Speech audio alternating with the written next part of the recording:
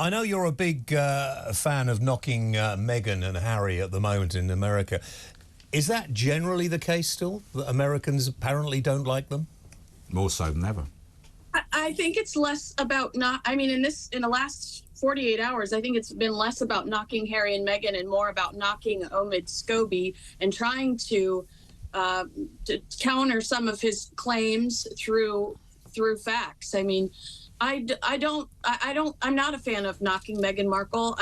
People ask me questions about her and I respond, but it's not the only thing I talk about. And no, I know. I don't. Yeah. But when it comes to the last few hours, it's really been about Omid Scobie, because I think in this particular case, he has probably taken advantage of the relationship he had with Meghan and Harry and has probably released some things allegedly. Have you ever met him? He's denied that it was those names now, hasn't he? Ash, quiet. Just for legal reasons. That's what he's come out and said. Okay. Well, no. I'm glad that you said that. Have I met him? I've seen him. I've only met him in passing when we are in green rooms to talk about the royal families at other TV stations and settings. I've never sat down and had a conversation with him. Well, next time you meet him or could you tell him his eyebrows look really fake? Well, that's where I'd start. That's the first thing I'll say. But the thing is with this Omid Scooby-Doo guy, right? It might not have been him. It might have been the publishers saying, "Look, let's put this out, and we'll make millions." And he might not have known. He's obviously denying that it's him, so he might be not like. It might be the publishers. Listen. Never mind about that. Can I ask you this, Kinsey? The fact is that any parents of children, if they had. You know, if I had one of my sons married to a lady of colour from anywhere, I might sit down with my son and his wife and say, wonder what sort of skin tone the baby's going to have. It'd be weird if you didn't. It would be weird if you didn't. It's not racist. So why on earth is everybody going on about, well, that's terrible, that's racist? Yeah, it isn't. People rush to be offended. Well, I will tell you that I have thought more than once what babies between Idris Elba and I would look like, and I don't think that's racist. I'd say it's probably they look very good looking, Kinsey. Very good looking. Beautiful, man. Yes. I appreciate that. Are we ever going to see that? Are we ever going to see those children? Careful. It's my luck. Oh, bit of a if I can luck out, then yeah, absolutely. Yeah. I think that this is a whole lot of nothing, and it is probably all at the end of the day. While some might say it hurts Omid's credibility, financially, he's probably hit the jackpot. No doubt about it. Do you kind of, in a way, and I'm not asking this to sort of wind you up or get a response, do you wish you'd come out with that kind of thing? No, I'll honestly, the hardest thing I've done throughout my career, because I transitioned from being a morning news anchor, like Wake Up With Us, in New Orleans, Louisiana, to covering royals. The hardest periods of my life have been covering Meghan Markle and Harry and the race claims, because if you don't agree with the narrative, then you are coined a racist, or people start attacking you on your personal beliefs. And I'm not a racist. So it's hard to take that kind of criticism, or to feel like you have to fight every anonymous person on the internet. Go over your head. That's what I do. Just let it go. But he said this Scobie guy, he said this has nothing to do with Meghan and Harry like he did before, but it came out different. But why didn't Harry and Meghan immediately come out like they did when they said it wasn't the Prince Philip or the Queen? Why didn't they immediately come out and go, this is not true? They didn't, and their silence was actually that's how terrible. They behave. They don't respond to anything like that, and quite right. Well, no, but they did for Prince Philip and the Queen. They said it wasn't them, but why, when this happened, didn't they come out and say this isn't true? Because they really don't want to be involved. And but they're causing it more to get talked about by not denying it. Any sensible person, like me and Kinsey, not you.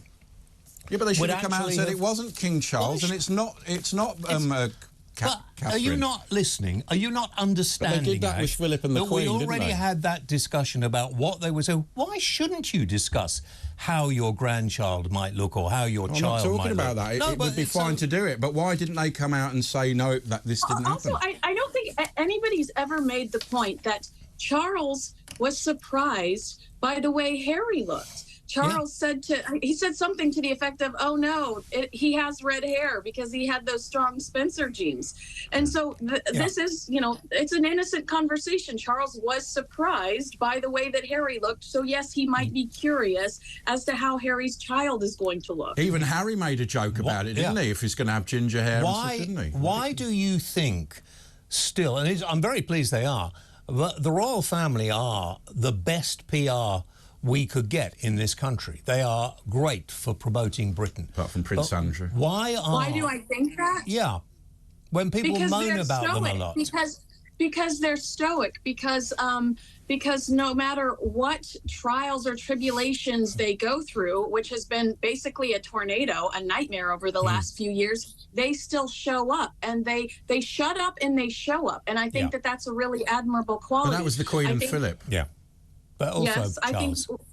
in these newer generations, we don't admire older generations. We don't respect them. When the fact of the matter is, you are going to learn so much more from older people. They have more life experience. They not always. It's not always the case, though, is it? There are exceptions to the rule. You don't always learn. You're so bad. That is elder abuse, Ash. Sometimes it makes you a bit more stupid, actually, just hanging around with old people. Hanging out with old people can be Can I just say, this is the last show with him. Kinsey, if you want to get over here for next week, all right? Yeah. And you can sit in this chair. Yeah. I think be nice to the old bit. You have to change his blanket every hour. And I'll go to Hollywood. I'll sit in your flat with the Hollywood thing in the background. I'll wear my freshest pair of Spanx for you, James. Oh, brilliant. I wish he would sometimes. You never say that to me when I wear them. No, well, I never tell because it still leans over me a bit. Yeah. Really, that's quite the way horrible. you like it, isn't it? Who would you most like to do an interview with in the royal family? I think Prince William. I admired his mother immensely. I admire her still to this day. So I'd like to sit down with him after studying her and see what qualities I find in him. Also, he's very handsome. If there was a fire in a building, I think I would save him first. Yeah. He is gorgeous. What would your husband think about all of this? Your girl doesn't have one. Oh, right. You're engaged, aren't you? I thought you were engaged. Or maybe we shouldn't talk about it. Okay, no, don't talk about it. No, because she's got a couple of guys she's interested in. I know, well, I know that. You've got to be very careful. Well, the last conversation I had with James about premarital relations did not help the cause. So... Yeah, always like. Right, who's the sexiest guy? Hang on, she's answered that. But apart from William, who is the sexiest guy in the royal family? Wow, that is a tough question. It is, isn't it? I don't know. I really think that it might start and stop with William, if we're being honest. I mean, I don't think Harry's that. I think Harry's quite nice. Harry's a nice. No, if Harry's included, I guess Harry's. 20 years, 10 years ago, yeah. But Edward, there's always Edward. We forget Edward. I think that people that play them in the great. Crown are probably above actual real members.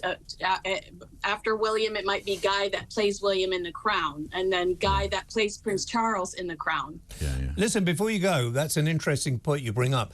There's been a lot of criticism about the way the Crown had gone, and then bringing in the ghost of Diana and making it all look a bit strange and far-fetched. And they also brought the ghost of Dodie in, which was sort of fairly tasteless as well. How did it go down in America? We are crass. We are tasteless. We loved it. We loved every second of it. We have, look at who we keep voting for. So obviously we have no moral compass. Just keep that crap coming. But Prince Harry did a deal with Netflix, and then they told him the grifters don't want him anymore. He's a young lad. He's finding Where's his way. principles? But remember the night Diana died? Yeah. And we went down to Harrods, because we're secular people, and to look at the flowers that everybody had laid around Harrods department store, which is very... You've been to, right. So Americans all know about it. Do they? Which is, of course, where Dodie and his dad were, and they owned it, and it was a focal point for it was a tragic couple of weeks there. I mean, people were really getting upset. People got very cross with the Queen, but she managed to, it was a difficult thing at the time when that happened, very difficult for people to understand. I don't think the PR people for the royals at that time did them any good, but it's amazing and great to see how people, including us, because we were quite... you know, the media generally was quite outspoken against Camilla because of Diana. But Camilla has done an amazing job.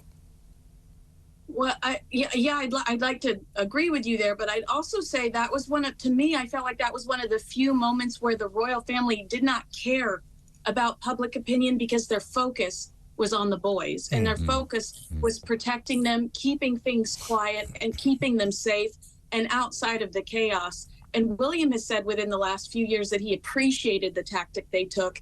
And I think history will be kinder to them about that. Because it was a bit unfair on the royal family, because they had a proper real family grief and they had to deal with the public. And I remember Prince William or Harry saying it was a bit weird because we just lost our mother and all people in the crowd were crying at us. They were more upset than we. It was just all a bit weird. They needed their private... I mean, to make two youngsters of that age walk behind their mum's casket, it must, and I often think that when people are being so rude about Harry, you know, poor guy has had very difficult time, and a lot of kids would find it very difficult to get themselves straight, if you like, afterwards. And he had quite a few issues when he was a lot younger. But to make publicly you walk behind your mother's coffin like that, and for her to be such a, I mean, she was a mega star, wasn't she?